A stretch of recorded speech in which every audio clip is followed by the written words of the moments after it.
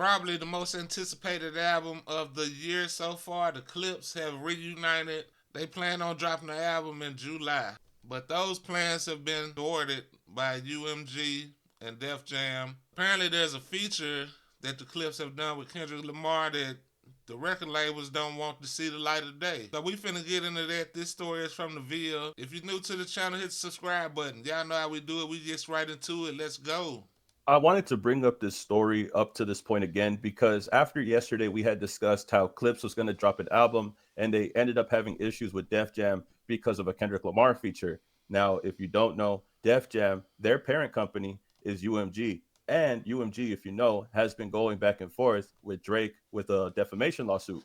This Kendrick Lamar feature that Def Jam didn't want on the album, they tried to ask Pusha T if he could censor it. He said that he wasn't going to do that, and a month later or so or sometime later they eventually had to drop Clips from the label. They had to drop Pusha T from the label as well, but that wasn't until he paid a certain amount of money. There's already a story circulating on the internet that Steven Victor, on the insane amount of money it took for Pusha T and Clips to exit Def Jam. Now I believe this is because he still had a contract with Def Jam, but he had to pay almost seven figures just to get out of this deal, just to get out from the label. And then later on, he goes to Rock Nation. But the important part of all of this currently, I stopped it because he said Pusha T had to pay Def Jam to get out of his contract. The reports I've been hearing was that the record label had to pay the group to get out of the contract. It was seven figures, over $1 million. So I don't know. Hopefully we'll get some clarity on that. But that's what I've been hearing. Let's get back into it though. but he had to pay almost seven figures just to get out of this deal, just to get out from the label. And then later on, he goes to Rock Nation. But the important part of all of this currently is the feature and how it potentially could play a role in the lawsuit. You see, a lot of people are saying that because Def Jam, their parent company is UMG, it means that they had some type of tie with this decision. Pusha T being told by Def Jam to remove Kendrick Lamar was an executive decision made by the labels involving Def Jam and UMG, allegedly. But we're going to take a look and see how this would affect the lawsuit. Because if you know at this point, the lawsuit that Drake is going against with UMG is in regards to defamation. His lawyers had already made a response. They had did an argument talking about the motion to dismiss that UMG had presented to the judge. They had tried to say that the label UMG has been making Drake look bad, that there's been malice, that they've been targeting him, and trying to make Drake the victim. However, this scenario with Clips and Kendrick Lamar, the feature with Kendrick Lamar, and the attention this is getting because they tried to silence Kendrick's verse, they tried to silence Clips, goes hand in hand with the lawsuit. Now, in this article, it says that after Kendrick Lamar, who spent the part of 2024 in a venomous back and forth with Drake, and as Pusha T recently told GQ, Lamar's presence on the Clips track made Def Jam's parent company, UMG, uncomfortable. Now, this is the reason that I'm getting at here, because if we remember the lawsuit, like I said, Drake's lawyer tried to imply that UMG was working with malice, that they had malice against Drake, and they named Lucian Grange and other people from UMG. This right here was from the response from Drake's lawyer. Drake's lawyer said that the amended complaint that they had made adequately alleges actual malice. He says UMG addresses actual malice in a single paragraph that merely repackages it as opinion and hyperbole arguments. Its argument is meritless. The actual malice standard requires that the plaintiff show that the defendant made the statements at issue with knowledge that the statements were false or with reckless disregard as to the falsity. UMG argues that plaintiff must identify specific individuals at UMG that acted with actual malice. This Now this makes a little more sense. It sounds more like I mean they still in this legal battle, right? They just looking out for themselves. They looking out for number one. If they was to come out with some new shit that Drake get bodied on, and it's Kendrick again, and Pusha T already done took him down once, so this has the potential. The new shit with Pusha T and Kendrick together has the potential to be diabolical for Drake. So UMG just trying to be like, look, man, we just trying to get out of this thing. We don't want no more problems. But if they drop some new shit and it's diabolical and it hit like an atomic bomb, that has the potential to sway the court proceedings. So let's get back into it. This makes sense because discovery is essential to permit plaintiff to confirm which individuals at UMG were responsible for greenlighting the recording, notwithstanding its lyrics, greenlighting the image and video, notwithstanding the offensive imagery, and deciding to continue to promote the recording, notwithstanding to no harm it was causing to Drake. In any event, the amended complaint adequately pleads plausible grounds to infer the requisite mental state of each of Lucian Grange, UMG CEO, John Janik, Interscope CEO, and Monte Littman, Republic CEO, and Avery Littman, Republic President. The amended complaint pleads that Sir Grange and Mr. Janik were involved in the initial publication of the record and image, despite knowing that the allegations were unsupported by any evidence and understanding they inherit improbability. The amended complaint further pleads that Sir Grange, Mr. Janik, Monty Littman, and Avery Littman played a key role in the initial publication of the video, either in directing or approving the publication and or failing to prevent its publication. Knowing that Drake's Toronto home was attacked, knowing that the allegations were unsupported by any evidence and were being believed by the public, and despite the inherent improbability of the allegations, these allegations combined with other well-pleaded allegations demonstrating that UMG knew the defamatory statements were false, pled plausible grounds to infer actual malice on the part of UMG. So they're basically saying that UMG was working with actual malice. They're trying to blame Lucian Grange, John Janik, Monte Littman, and Avery Littman. And they're saying that they did this, they published the record, not like us, because they wanted to defame Drake, they wanted to harm Drake, and that they were working with actual malice against him. However, one thing that I do want to point out, Pusha T is now saying that Def Jam's parent company, Universal Music Group, is starting to feel uncomfortable with seeing him on a record with Kendrick Lamar. They do not want to see Pusha T and Kendrick Lamar on a record together because they think that it's going to be bad or look bad when it comes to Drake. And they don't want that. He just said a whole bunch of legal mumbo jumbo. So they saying that, so Drake is alleging that Universal put out Not Like Us in order to make Drake look bad, which is some bull because Drake engaged in this rap beef on his own free will and accord. Universal Music Group did not go to the studio. They did not ghostwrite for Kendrick. You asked for this when you was telling nigga drop, drop, drop. You asked for this. Now the nigga crying like a little bitch snatch. But let's get back to it. That to be an issue. In a way, you could say that UMG is protecting Drake because of this. And because of that, it also affects his lawsuit. But the scenario with Pusha T and them trying to block the feature with Kendrick Lamar, it undermines the idea that UMG acted with malice against Drake.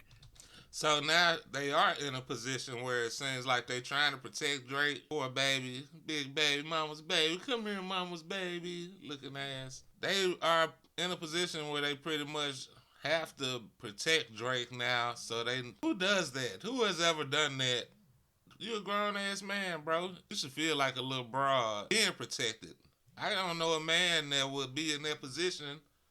Not no man I know that would be in that position and allow themselves to be protected from a record, not from a fight, a shootout, none of that. Not from being robbed, from a song. You want to be protected from a song, bro? This shit a joke. In fact, UMG's actions suggest that the opposite had happened. They are trying to protect him, not expose him to more damage. That weakens any claim that they were part of any malicious campaign. Now, legally, the word malice is defined as the false statements were made knowingly or with reckless disregard for the truth. And in some cases, they were made with malice, in example, intent to harm.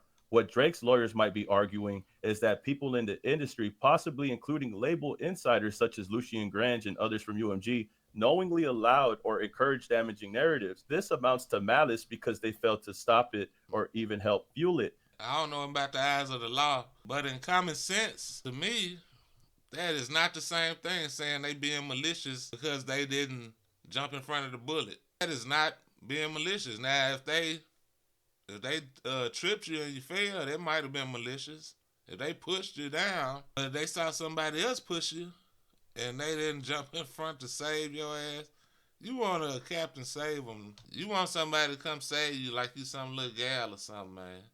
This is what Drake's lawyer is claiming, allegedly. However, this is the problem.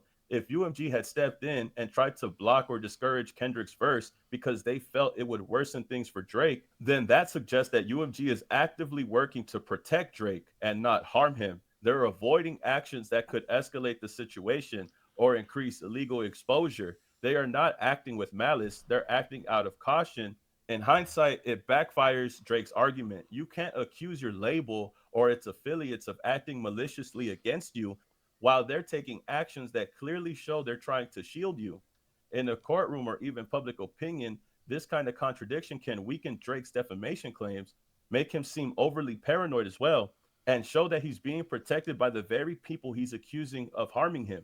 That means they likely weren't part of any malicious campaign, and Drake's legal team might be stretching the malice claim beyond what the facts support. And it's only because UMG decided to intervene with this Kendrick Lamar feature. Because they're the parent company of Def Jam, and Def Jam is trying to get this verse scrapped or censored. In hindsight, it's only to protect Drake. I feel like it's the reason why they're gonna beat this case. And they keep using the word malice, but that just makes me wonder. Now that Malice is back with Pusha T, what's his stance gonna be? Is he gonna be right there with his brother, or coming straight off the Christian rap tip for 10 years? Is he gonna be more passive? I still think that UMG looks at Drake as the golden goose. They still look at him as the golden boy. They know that they could still make money off of Drake. And them taking these actions via Def Jam, their son company, it's almost as if they're not wanting to risk any more damages that could go Drake's way.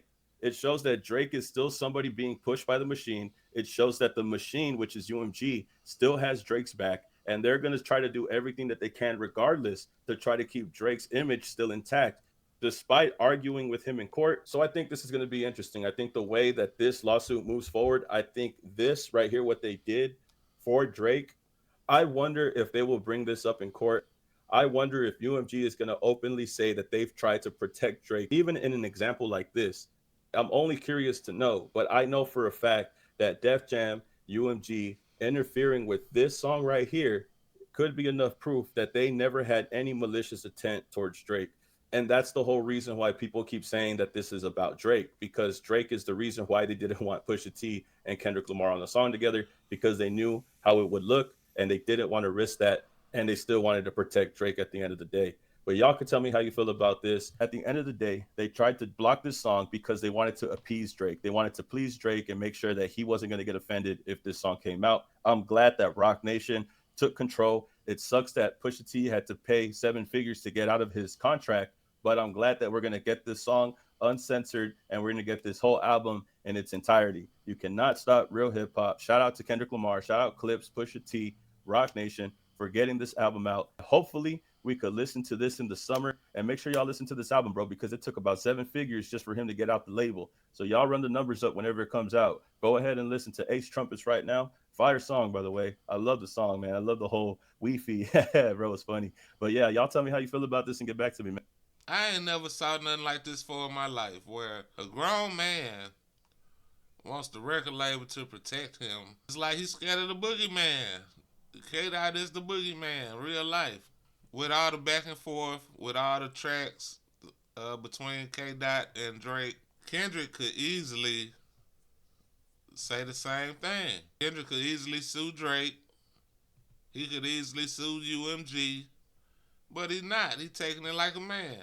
You got your ass whooped, take it like a man. Shout out to Mix Jenkins. Niggas know how to hold a loss, man. What I really would like to see happen would be nice if the Clipse got all this anticipation about the album, release the album independently on the website or something. You can make all your money, no overhead. That might show some of the independent artists that it had to do it, and that might possibly change the standard. Record labels are played out for the most part. You got some that's doing right by their artists, TDE, Quality Control. All in all, these record labels with the big wigs sitting in the office. Oh, this playing out. Like I said, what are your thoughts? Leave me a comment down there. If you made it this far in the video and ain't subscribed yet, go ahead and hit that subscribe button. And hit the like button on your way out. I'll catch y'all next time. Peace.